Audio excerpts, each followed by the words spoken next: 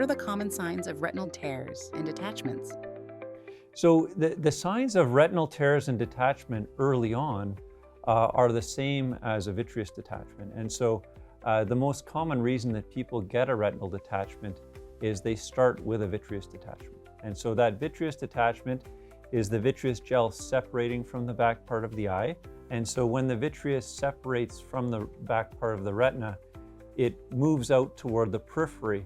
And as it moves out to the side part of the retina, if there's an area that's very adherent, the vitreous can rip that retina. And then when there's traction on a little tear and there's liquid vitreous, the liquid can go through that little tear and dissect underneath the retina, separating the retina from its blood and nutrient supply so that the retina starts to get damaged and detached. Right around that time when you're 50 or 60 and you get your vitreous detachment is a high risk time in your life to get retinal tears and get retinal detachments. So it's very important if you do see these symptoms with lots of new floaters or arcs of light on the side of your vision, or even worse, a black curtain coming over your vision, that you see an eye doctor as soon as you can. That being said, once that process happens that you've had your vitreous detachment and you don't have a tear and you don't have a retinal detachment, your risk of retinal detachment in your life is going way down. It's declining at that point. And so you've passed your high-risk time in your life. Can a vitreous detachment be treated or repaired? In general, we don't treat people with vitreous detachment that don't have a tear or a retinal detachment. And that's because the floaters that people get with their vitreous detachment are generally benign. Now they're irritating, and certainly irritating shortly after people get vitreous detachment. But the treatment to treat a vitreous detachment and take those floaters out would usually be surgical, where we would go inside the eye and do a vitrectomy.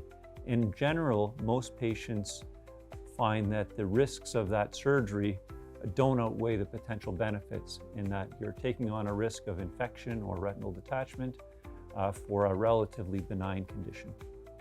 Can a retinal detachment be treated or repaired? Certainly. That's a big part of what I do in my clinical practice is we repair retinal tears and we repair retinal detachments. And most people that have these conditions, if they come in at a reasonable time, do very well on average with their final visual outcome.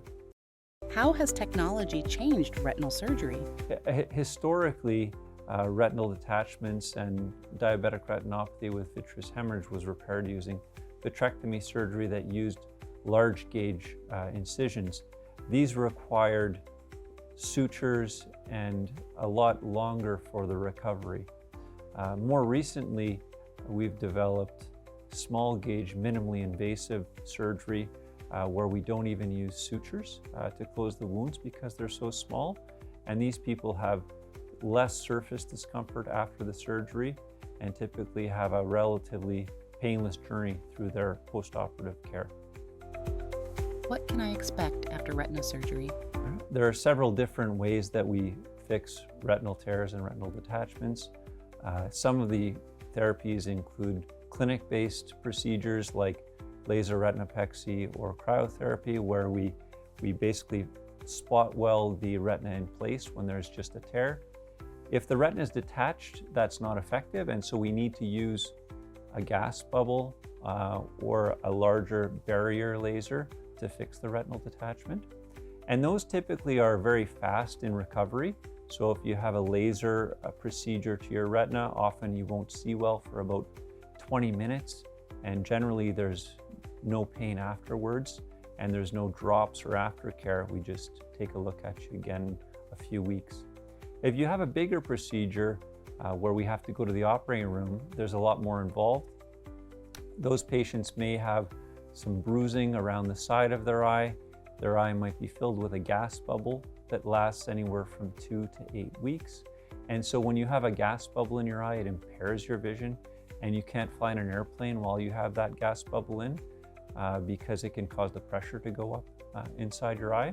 We usually have people wear a patch just for the first night after they have their surgery, and sometimes they may have some swelling or bruising around the side of the eye for the next few weeks.